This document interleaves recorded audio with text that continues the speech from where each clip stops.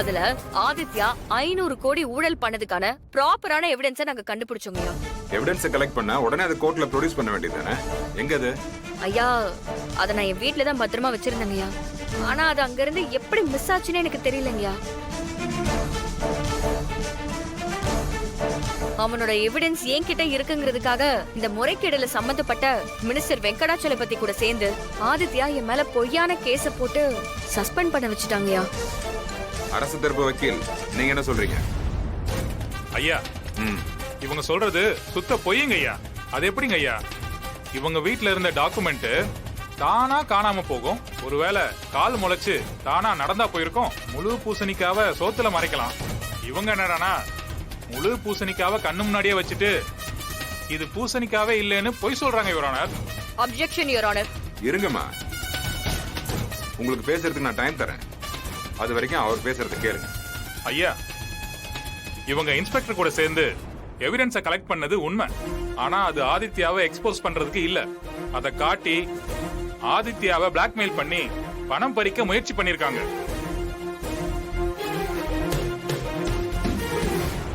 அதோட ஆதாரம் தான் சிபிசிஐடி வீரா வீட்ல இருந்து எடுத்த பணம். அந்த பணம் கலெக்டர் வீரா லஞ்சமா வாங்கின பணம். அந்த பணத்தை சீஸ் பண்ணத வீடியோவா சிபிசிஐடி பதிவு பண்ணிருக்காங்க. அதுக்கான ஆதாரமும் உங்க டேபிள்ல இருக்குங்க ஐயா. இல்லங்கய்யா, இது சுத்த பொய். நான் இது வரைக்கும் யார்கிட்டயுமே எதுக்காகவும் லஞ்சம் வாங்கினது கிடையாது.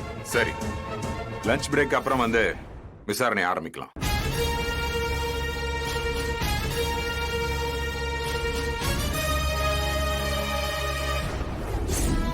வள்ளி, சித்திக்கு ஒன்னும் ஆகாதுல்ல? அவங்க வந்துடுவாங்கல்ல? ஏண்டா குட்டி நீ கவலைப்படுற? அதெல்லாம் உன் சித்திக்கு ஒன்னும் ஆகாது. நல்லபடியா வந்துருவா. அவ மேல எந்த தப்பும் இல்லைன்னு நிரூபிச்சு சீக்கிரமே அவ பழையபடி கம்பீரமா வெளியே வர போறா பாரு. கவலைப்படாத, தைரியமா இரு குட்டி. கவலைப்படாத ரத்தங்கம், தாத்தா இருக்கேன்ல, அப்படிலாம் விட்டுருவா. இங்க பாரு, வீரா கண்டிப்பா கலெக்டர் வீரவாரா நம்ம கூட திரும்ப வருவா. பயப்படாதம்மா. ஆமா வள்ளி, கனிய பாத்துக்கிறதுக்காக பாடிகார்டு ஒருத்தன் கூடவே இருப்பானே. ரெடி, இதோ வந்துட்டேன். என்னங்க திட்டி? என்னங்க ரெடி? கத்தி மாற எங்கடா? வீராவோட அண்ணனோட பேசிட்டு இருக்காரு. வீரா வீரா வீரா. குற்றவாளி தரப்பு வாதத்தை முன்வைக்கலாம். ஐயா, என் தரப்புல என்னோட கிளைண்ட் வீரா ரொம்ப நேர்மையான கலெக்டருங்கய்யா. இது மக்களுக்கு எல்லாத்துக்கும் தெரியும். அவங்க இந்த சிட்டியை சார்ஜ் எடுத்ததுல இருந்து கரப்ஷன் பல மடங்கு குறைஞ்சிருக்குன்னு எல்லா டிபார்ட்மெண்ட்லயும் பேசிக்கிறாங்க. அதுக்கான ப்ராப்பர் டேட்டா உங்க டேபிள்ல இருக்குங்கய்யா.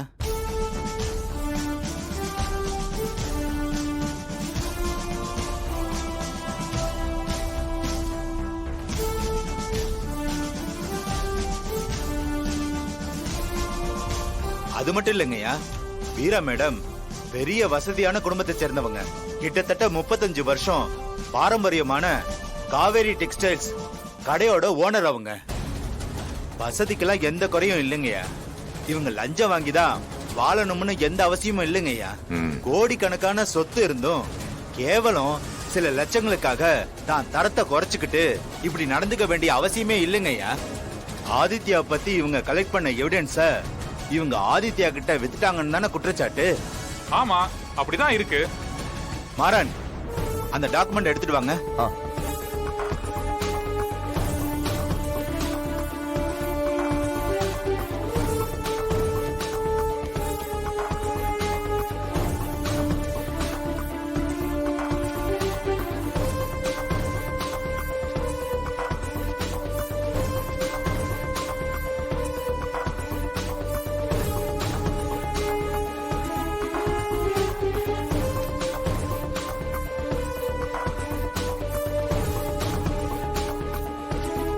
அதுல எல்லாமே ஒரிஜினலுங்கய்யா.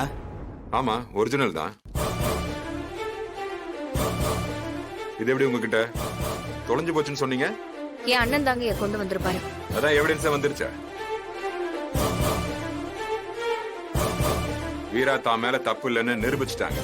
ஐயா, அப்போ கலெக்டர் வீரா வீட்ல அவ்வளவு பணம் இருந்தது, அதுக்கு என்னங்க ஐயா பதிலு? இவங்க லட்ச லட்சமா கோடி கோடியா பணம் வச்சிருந்தும் கூட இன்னும் கொஞ்சம் சேர்க்கணும்னு தானே நினைப்பாங்க. அந்த மாதிரி தான் இவங்க கிட்ட அவ்வளவு வசதி இருந்தும் கூட லஞ்சம் வாங்கி பழகிட்டாங்க. அப்படித்தான் அந்த லஞ்சத்தையும் இவங்க வாங்கியிருக்காங்க. அதுக்கான ஆதாரங்களும் என்கிட்ட இருக்குங்க ஐயா. லஞ்சம் வாங்கின குற்றத்துக்காக அவங்களுக்கான தண்டனைய நீங்க கொடுக்கணுங்க ஐயா.